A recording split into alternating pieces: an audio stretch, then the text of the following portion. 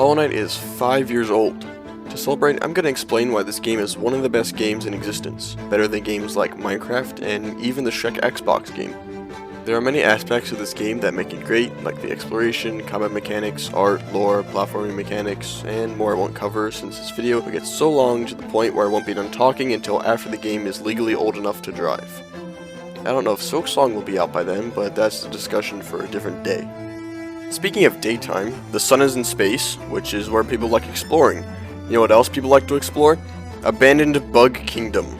Basically, two people from the mystical land of, what was it called again? Oh yeah, Austria.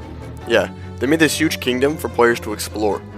The game's exploration starts off kinda slow. You can't really go anywhere until you get a few upgrades.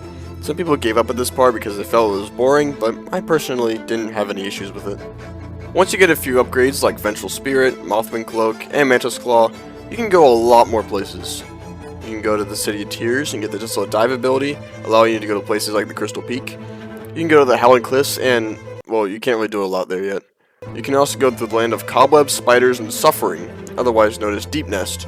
Now, I could spend a while talking about why Deep Nest is actually one of the better areas in the game, but that's a story for a different day. Besides, I might accidentally start World War III making that video. And speaking of war and conflict, the combat in this game is awesome. It's simple yet effective. You start the game with only being able to attack with your nail, and as the game progresses it slowly introduces new attacks. The pacing for this is really great since it's not too slow to where it gets boring, but it's slow enough to make it easy to remember what does what. When you get to the final parts of the game, so like the Pantheons, the combat reaches its peak in terms of greatness. With enough practice, you can masterfully destroy bosses by using pretty much every weapon in your arsenal. Once you've gotten to a point where you can consistently defeat the entire P5, it can feel good to return to it every once in a while and just fight. This might sound like I'm insane to the people who are still struggling with P1, but trust me, when you get to this point, you'll know what I mean. Moving on, the art style in this game is awesome.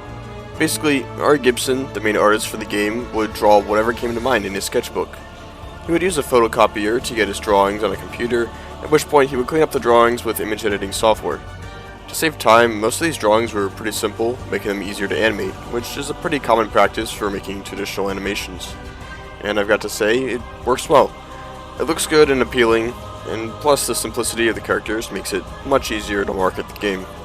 Anyways, the lore of this game is awesome. I won't go super in depth about it right now, but if you want a quick explanation, be sure to watch my lore in 20 seconds video. Alternatively, if you want to watch something over 200 times longer, the YouTuber Mossbag made a much better video that you should watch. But to summarize, there's this king who... Wait, what's happening?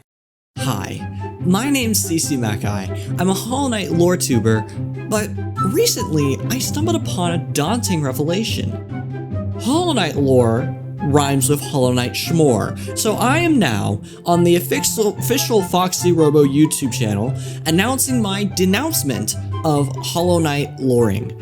Yes, this is real. I am now morally against the concept of lore, an anti-lorist, you could say, and will explain to you the three commandments of why you too should hate Hollow Knight lore. Reason number one, they make you think hard, which makes your brain hurt bad. This legally counts as terrorism in 27 third world countries, so Team Cherry should be prosecuted, executed for their crimes against humanity. Reason number two, please refer to reason number one. Reason number three, I forgot. Because of Team Cherry's terrorism on my brain. But it was important enough to be on this list, so it just goes to show how right I am. These were my free reasons why you should hate Hollow Knight lore and never look into it. Now back to your scheduled Foxy Robo program. Wait, is he talking about Hollow Knight lore? Okay, good. We're back. It took me a bit to replace the batteries in my remote, but what was I talking about again? Airplanes? Oh yeah, right. The lore of this game is pretty large, but it isn't very obvious. In my first playthrough, I literally had no idea what was going on in terms of story, but by using things like lore tablets, NPC dialogue, NPC Dreamnail dialogue, journal entries, item descriptions, and the entire kingdom of Howlnest itself, the story can be pieced together. You know what else is great about this game? The platforming. The knight starts and stops moving very quickly, allowing movements to be very controlled. The jump can be cancelled just by letting go of the button, and plus there are several cool abilities that help with platforming, like the dash, wall climb, and double jump. Down slashing things, otherwise known as pogoing, allows the player to dash and double jump again, which can make for some really smooth platforming. The only problem with the platforming is there isn't really a pantheon for platforming. You could argue that the Path of Pain is just that, but it kinda isn't. I'd say the difficulty of the Path of Pain is on par with fights like the Radiance or NKG, which means that P5 is much more difficult. But if you want a real tough platforming challenge, the Hornet community has made many tough custom maps. Hollow Knight is a great game with many great aspects, and has many great components that were all designed well. Happy 5th birthday, Hollow Knight, and here's to 5 more years.